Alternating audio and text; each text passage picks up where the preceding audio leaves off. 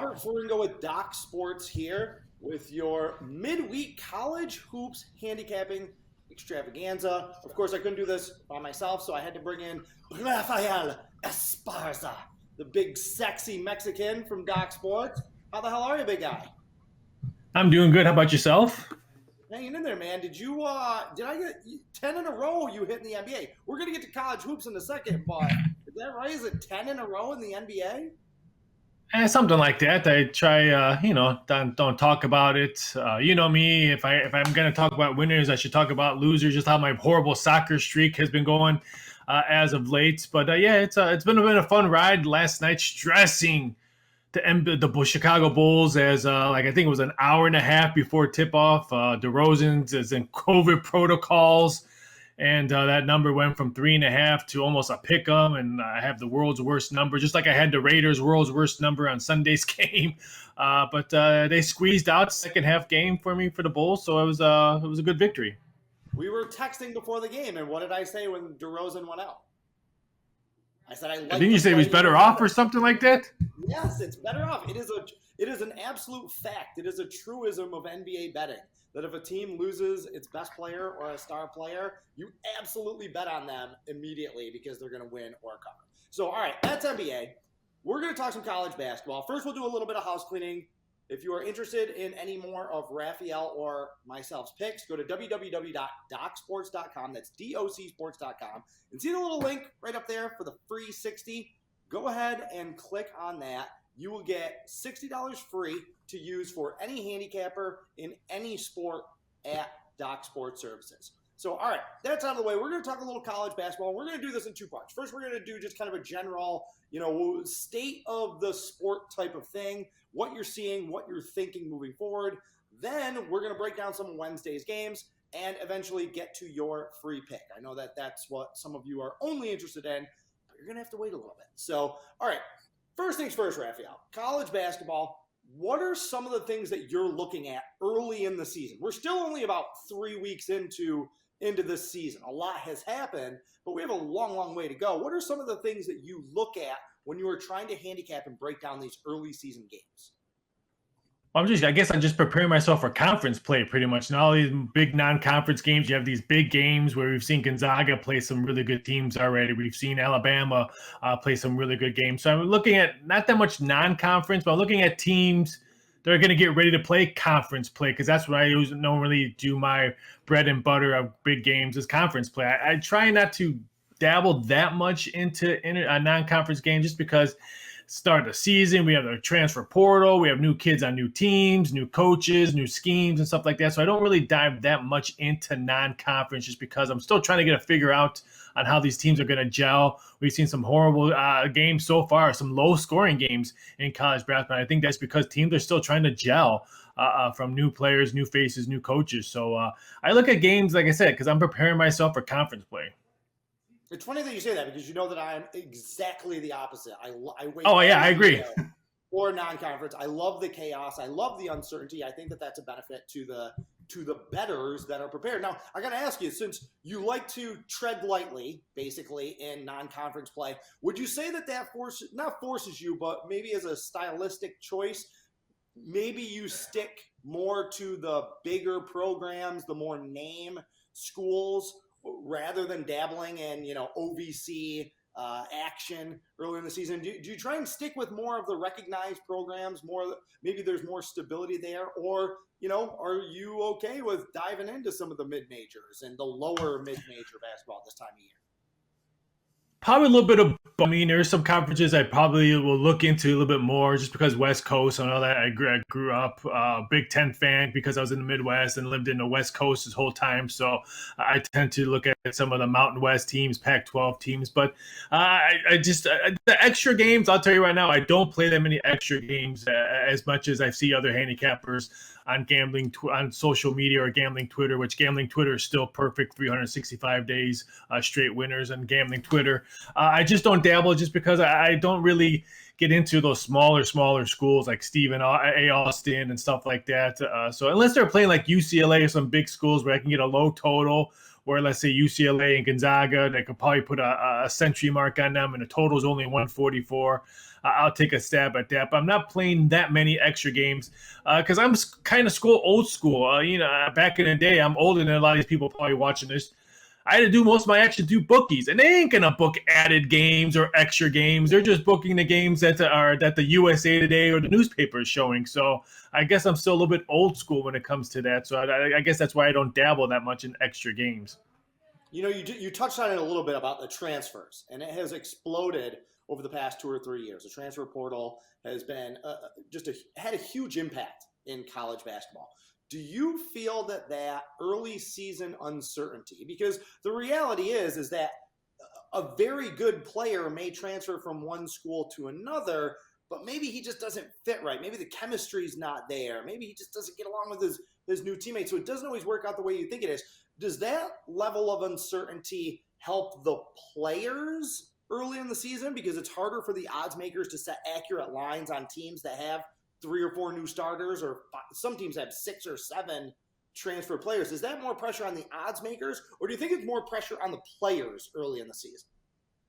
Probably a little bit of both. I think that's why you see a lot of these books don't take really big action on overnight numbers because they want to try to see where the public is going to bet and try to balance that off. And then, for instance, we'll dive into Wednesday games. The numbers will be coming out probably shortly. So probably tread lightly and then let the money figure out tomorrow morning and tomorrow afternoon. So I would think the odds makers have a little bit of advantage just because we can see where the money's coming in, depending on these kids who are transfer rules, who may not maybe fit that style. Maybe they think they're going to fit the style because the coach said, hey, we'll give you more minutes, and then they get there and their style of play is totally opposite than what maybe the coach told them or stuff like that. So I would think from odds making wise, we probably have the smaller edge because you just don't know how you're going to gel with teams unless you practice is totally different than live game action.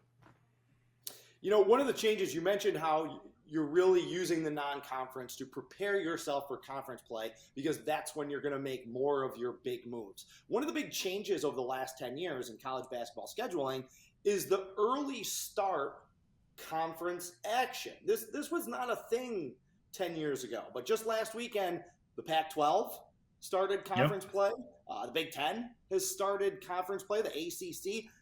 How do you handicap those early conference games compared to, say, the non-conference games, your tournaments, your random matchups, and conference play later in the season?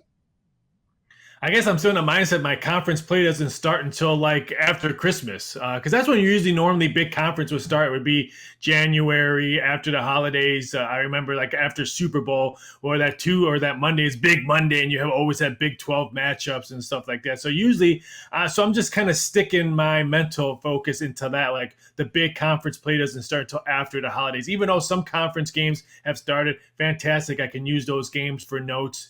When college basketball really gets into the season. Let's face it, me and you both know, college basketball really doesn't start until after the holidays when football dwindles down and the bowl games are over. College basketball doesn't start for the media until like probably January 1st.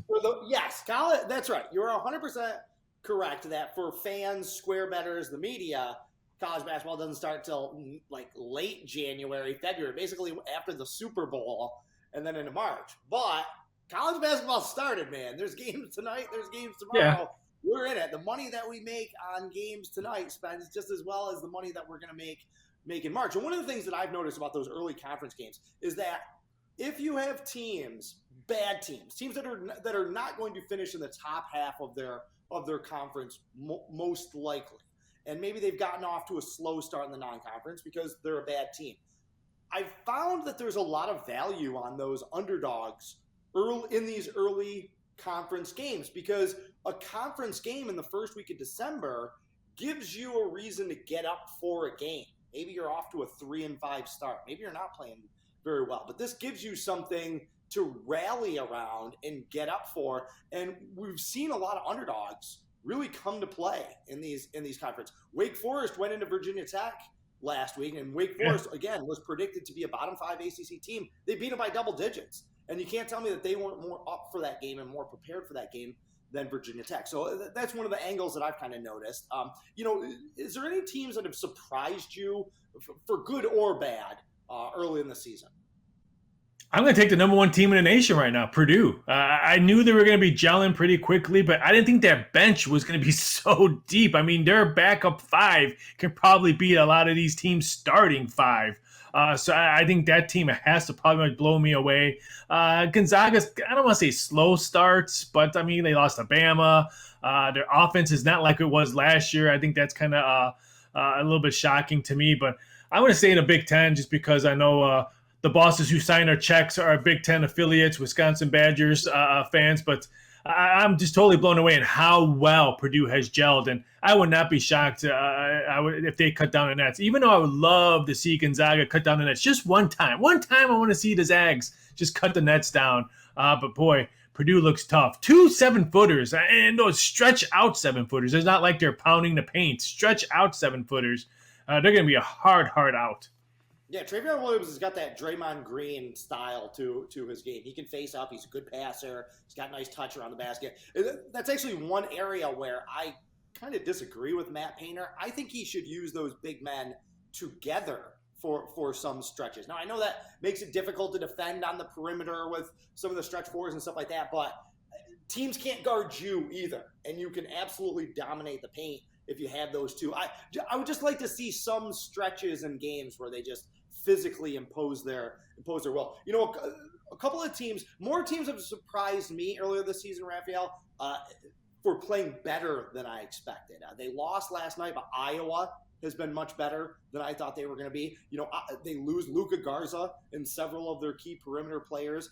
They're playing well. They're playing really well. Wisconsin, you mentioned, they lost as much talent and experience as any team in the country, and there really hasn't been a drop-off from either one of those.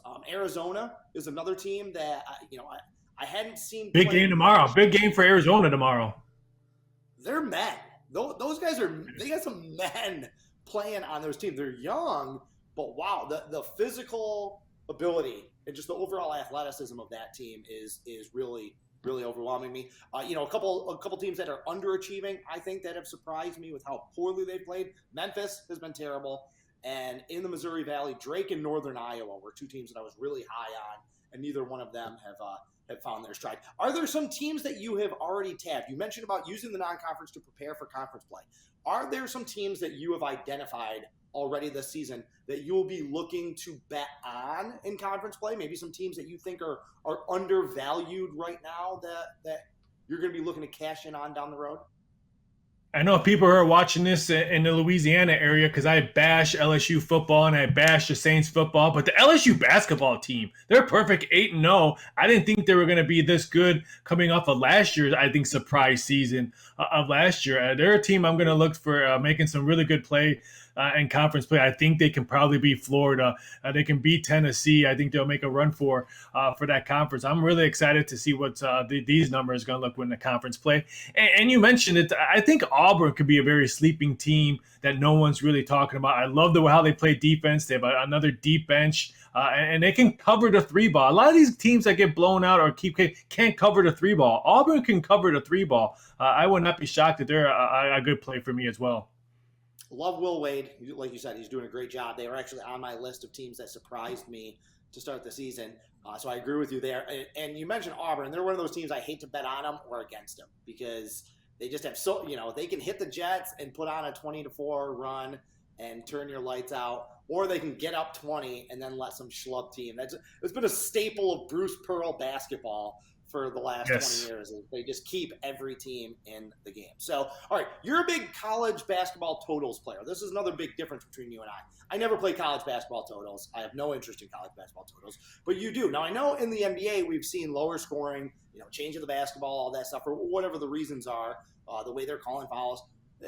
So that's been a big trend in the NBA. Has there been anything that you've noticed this season in college basketball in regards to totals betting? Unders were coming in pretty easily.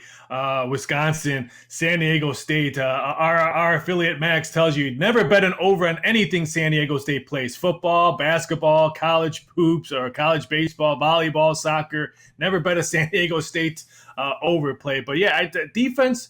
And I think they're just struggling for gelling for teams. A lot of teams with new faces. I think that hurt probably for the first couple of weeks of college basketball. Now you're starting to see teams turn around and probably score a little bit more. The three balls coming in.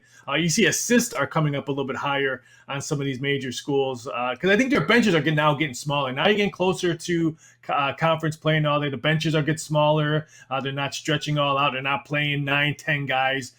So I think that's probably going to boost up scoring. But right from the beginning, you saw some very, very bad basketball. Tons of 43s, final scores. But I'm double refreshing my screen thinking that's the halftime score, but it was the final score. But you'll start seeing more scoring just because I think teams will shorten their bench and teams are starting to gel a lot more. You know, one of the defining characteristics of college basketball is the atmosphere.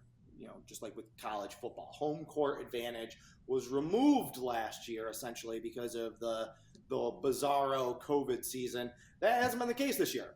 Home court advantage is back, right? Crowds are back. Only sports so far.